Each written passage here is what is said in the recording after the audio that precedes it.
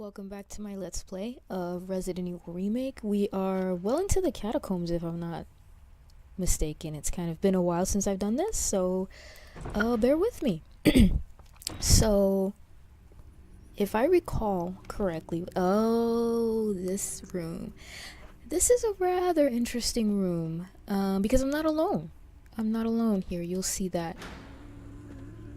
So, I always like to kind of take a very cautious approach with this room. Basically, let me see.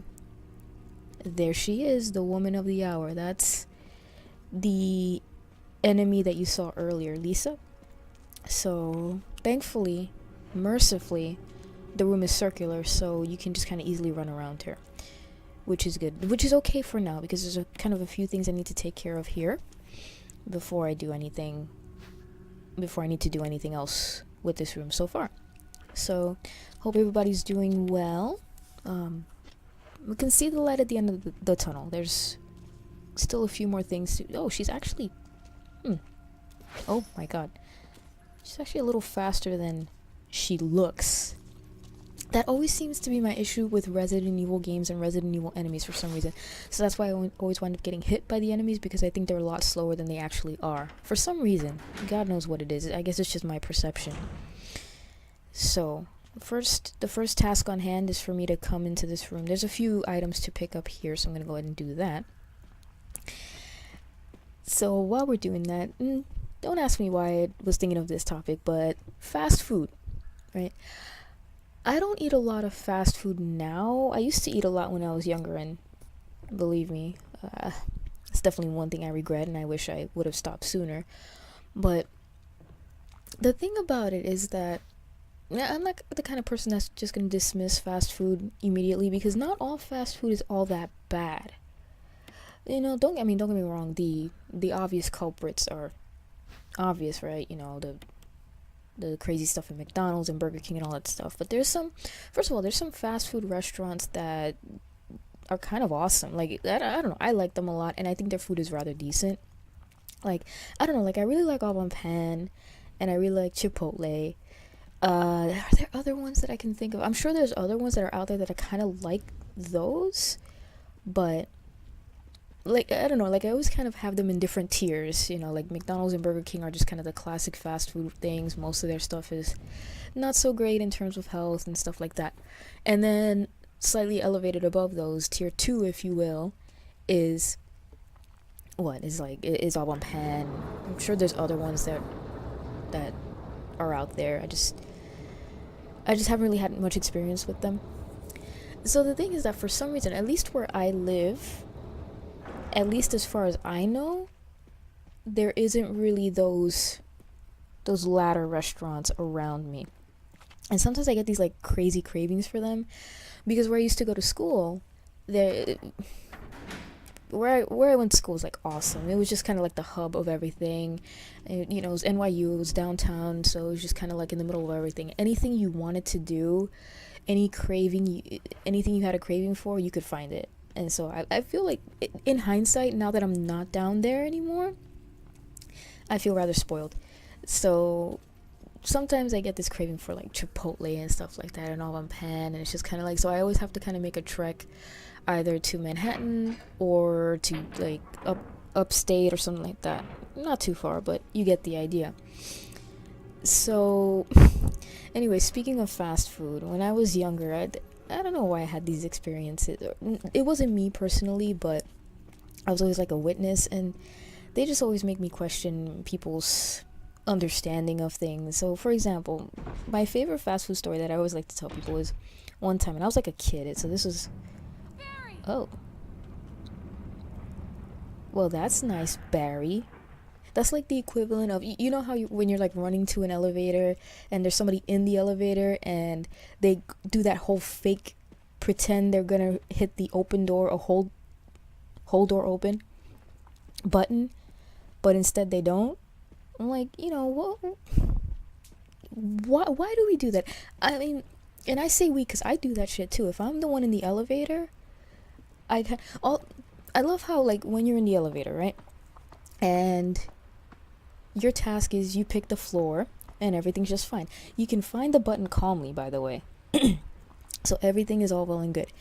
All of a sudden, when somebody's running towards the elevator, you like completely forget where all the buttons are. So if you're like me, you have this kind of panic moment, like, oh my god, where's this hold open door button? That's what happens to me. So I don't know why that is. It's just like also when people ask me for the time or something like that, I can read time just fine. I really can. I promise you guys this. I've had some experience with this. But then as soon as somebody asks me for the time, I start to do this little panic thing. I'm like, oh. I forget how to read time for like a second. It's weird. It's like this weird ass anxiety that I get. Maybe it's just me. But anyway, back to Burger King. It was Burger King. And I was a kid. I hadn't ordered yet, and I was kind of behind. No, I was just online with like a relative of mine, and I witnessed this guy. He already ordered his meal. He got his meal, and he came back to the counter. He was like, can you? I ordered a Whopper. I think it was a Whopper. I ordered a Whopper, and you guys just gave me the bun. You guys just gave me the buns. Classic. So the cashier takes the buns that the guy hands to her, and she says, okay, hold on 1 second. So she takes the buns, she takes them some secret chamber that they have in the back there, and she actually comes back out with just the patty, like just the meat part. So the guy had to actually ask, can I have this on the bun now? Like, seriously? She took the buns to the back, and she just brought out the patty. I can understand where she was going with that, but come on. Unless it was construct your own Whopper day or some craziness like that. I don't know. Okay, so like I said, I'm taking a very cautious approach here. Now, you saw that I got the flamethrower, which is broken. Can't use it as a weapon, but it's used as a key. And so there's a bit of a strategy to this area because there's a lever I have to pull down, and then I have to go to the door, which is some distance away. So I'm doing it. I'm having her behind me. I'm kind of luring her this way because I'm pretty sure if I'm far away enough from her, she'll turn around. So pull down this lever right here. That'll pop out, but that's timed. So if you take too long to get to the door, I'm just looking at the map to see where it is, map out my best route. If you take too long to get to the door, those handles kind of go back into the wall and you have to do it all over again, which is annoying. I didn't want to do that. It's not. Oh, I love when I'm 1 pixel off, by the way. It's not necessary to use this now. For real? Okay. So this area always causes me a bit of anxiety, but I'm glad to be done with it. So we move on. Okay. So anyway, so that was one story. That wasn't a disgusting story, thank goodness for that. I do have some interesting disgusting stories though. So one time I went to a KFC. So I don't go to these anymore, by the way. I really don't. And it's not really because of the experiences that I had. It's just like I said, and just the food used to appeal to me, but now it just really doesn't. I don't know. If they had more variety, then sweet. And I think they are trying to make efforts. But anyway, not to get into too much detail like that. But anyway, I went to a KFC one time, again, during my childhood sometime. And it was a long line, decently long line, a lot of people there. Everybody's ordering, everybody gets their stuff. Finally, I get to the register to place my order. I didn't even open my mouth yet. As I was opening my mouth to begin my order, a cockroach crawls out to the front of the register where I can see it. The cashier, bless her heart, doesn't skip a beat. She takes like a napkin, just squashes the roach against the register, and then actually has the nerve to say, "Can I take your order?" Like, are you serious? Really? Naturally, I didn't eat there that day. Kind of lost my appetite there, naturally. And I love this though. There's another cockroach story. I mean, I live in New York, so I'm surprised I don't have more. So it was like a deli that I went to one time, and there was, I don't know if I had placed my order for like a sandwich or not yet, but this guy comes in. He already ordered his sandwich and he left. And he came back pissed off because he he had a cockroach in his sandwich. So I mean that story in and of itself is very uneventful. But what I always wondered is every time I or somebody else tells a story like that, like somebody finds a roach in their food or somebody finds a roach in their, like if they're sitting in a fast food restaurant and they find a roach, everybody, I've had this happen to me numerous times. Everybody always asks, "Oh, was the roach dead or alive?" I'm like, I don't give a damn whether the roach was dead or wiggling its antennae at me. That's disgusting. Why would I want to see that? Like, oh, okay, there's a roach here, but at least it's dead, so that, I guess that makes it better for some people, but for me, no. Like, no. But I do have to say I had a horrifying experience. I didn't have the horrifying experience myself, but I just kind of, it was one of those things where I went to a fast food restaurant and then eventually it became kind of condemned pretty much because there was nothing but, I think it was rats. They had an issue with rats. It was another KFC, a different one from the one in my story. And it was just infested with rats. This is New York, guys. I'm going to remind you of that. So I'm going to save here. I don't want to do all that again, but that was it for the catacombs.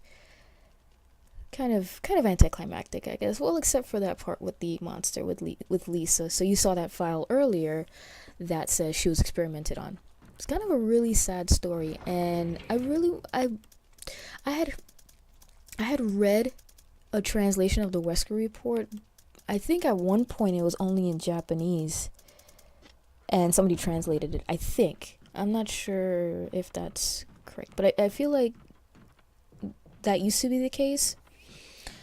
So it really goes into detail as to what happens to her, and it's not evident here, so I may as well talk about it now.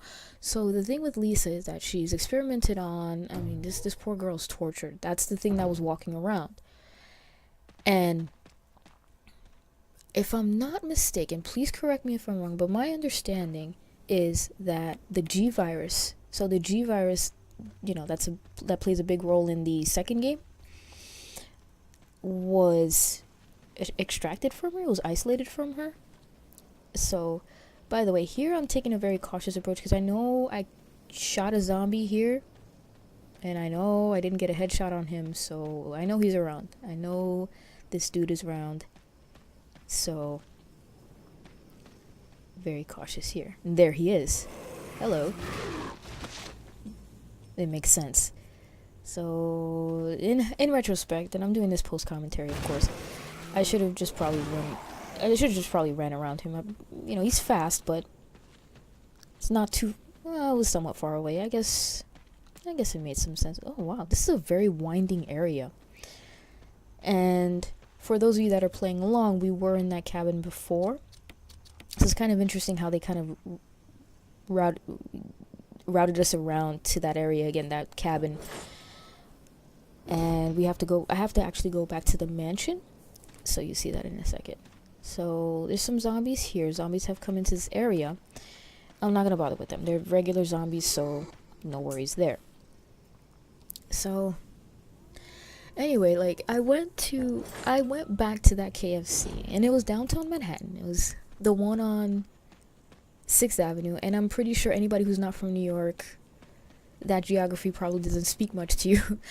Anyway, it was, I just remember there was a wall somewhere. No, the window. It was condemned. Was it condemned? It was definitely closed and wasn't reopening anytime soon. So people were writing on the window. I think the window had like paper on it so people could write on it and you could see it. So a lot of people, of course, natural New York sarcasm and wit just makes the experience that much better, doesn't it? So this is another item that I need. So I can never go back this way and never go back to that door, but that's fine. I don't need to go through it anymore. And this is the last time I'm entering the mansion, so I hope you guys enjoy it.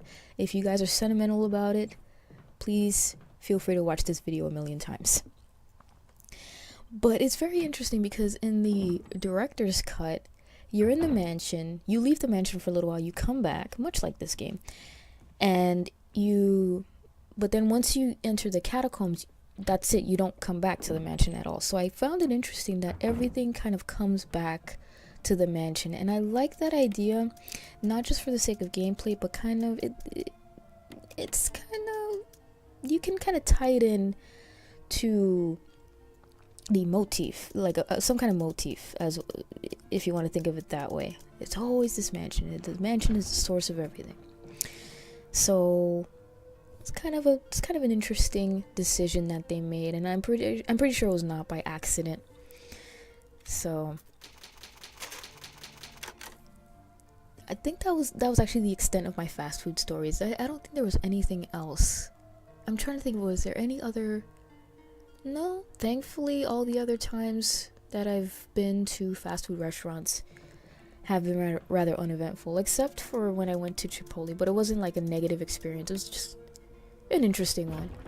I went to Chipotle a few months ago, as a matter of fact, with a friend of mine, and it was more about the conversation that we had. It was just kind of like, I can be pretty naive when it comes to a lot of stuff. Now, I tried out the whole Tinder thing, and I've spoken a lot about online dating in a lot of my other videos.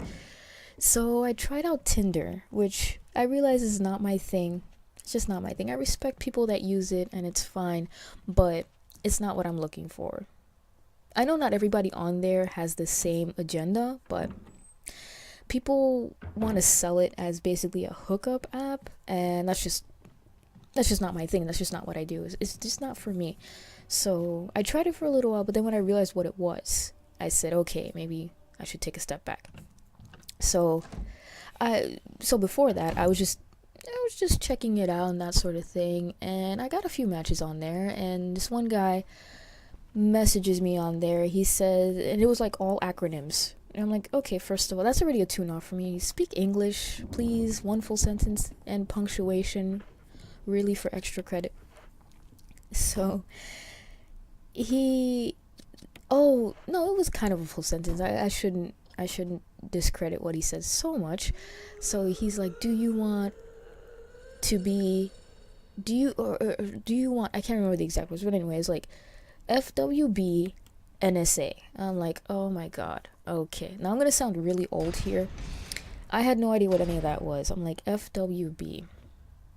But sometimes I'll look at an acronym and I can guess what it is. I'm like, oh, okay, I get what that is. Friends with benefits. I know what that is. But NSA, I didn't know what NSA was. And I'm like, because let me tell you something. I've watched a lot of Splinter Cell Let's Plays. Okay, so that's the NSA that I'm thinking of. I'm like, FWB, I don't want to be friends with benefits, but this guy's in the NSA, and that's kind of cool. I've always wanted to meet somebody in some government agency. Why? I don't know. It's too much. I guess it's reading too much Tom Clancy. Who knows? I don't know. So I said, NSA, that's pretty sweet. NSA. This guy's in the NSA. But eventually I figured out, he's not an NSA agent. He's not Sam Fisher. Third echelon, whatever. No strings attached. So talk about what an anticlimax that was. Seriously. I mean, here I was thinking, I'm fulfilling a fantasy of mine, which is like, I'm gonna meet a dude in the military or whatever. Jill, you're alive. Oh, don't sound too happy, you jerk. I was worried because I thought you were. Start talking. Calm down. I didn't want to do it. Believe me, I can explain. Don't lie to me.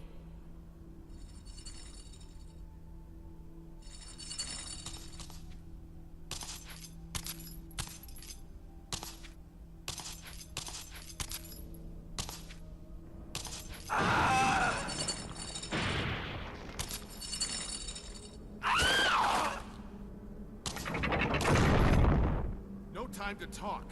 Jill, hand me my gun. Okay. Thanks, I'm Jill. gonna give him his gun. It sounds weird. That kind of would go against my instincts, but it's actually alright in the long run. So, I have no idea. There's a bit of dialogue earlier that says, this monster is impervious to bullets. So, I'm generally By the way, this is actually a very risky thing because if I'm not mistaken, I think she can knock off Barry. Something like that. Oh, snap. So somehow I got lucky because she actually wound up jumping to my area. Of course, I'm not sure if she can knock me off of the platform and kill me instantly, but I don't know if there's a certain number of bullets that you can shoot at her that'll cause her to like jump away or end the fight somehow, but this is the best way and the most conservative way in terms of your ammo.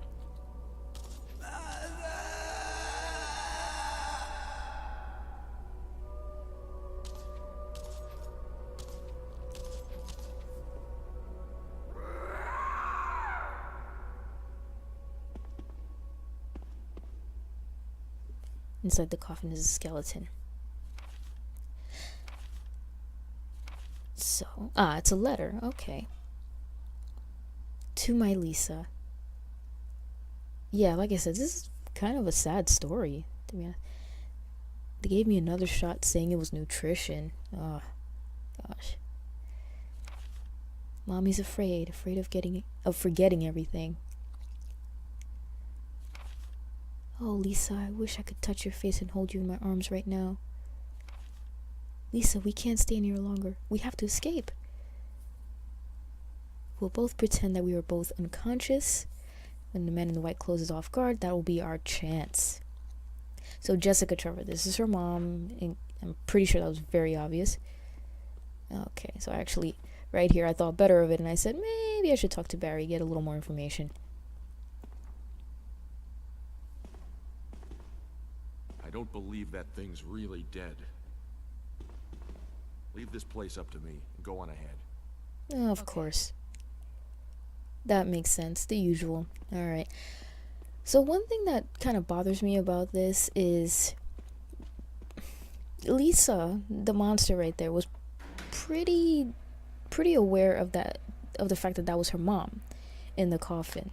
Now, she seems like a strong and able-bodied, she's not necessarily all that human anymore, but she seems strong enough to push those stones, and maybe she wasn't smart enough to realize that the stones were holding the lid in place on top of the coffin. I don't know. But if she did, that's kind of weird. Why didn't she do that before and get her mom's skull? That was her. Maybe that just caused her to be distraught, so she decided to jump off. I don't know. But it's interesting to kind of think about that. And like I said, I like that the Wesker report goes into detail about what happened to her. And it's actually been a while since I've read it. I kind of want to read it again. Interestingly, because now that you guys know I'm doing that public health, I'm getting a public health degree, a master's of public health, I'm attempting to. So I feel like I'm a little more aware of public health issues. Like I said, people always talk about Ebola and stuff like that in relation to bioweapons. But anyway, we're entering the final area, and we'll see you next time.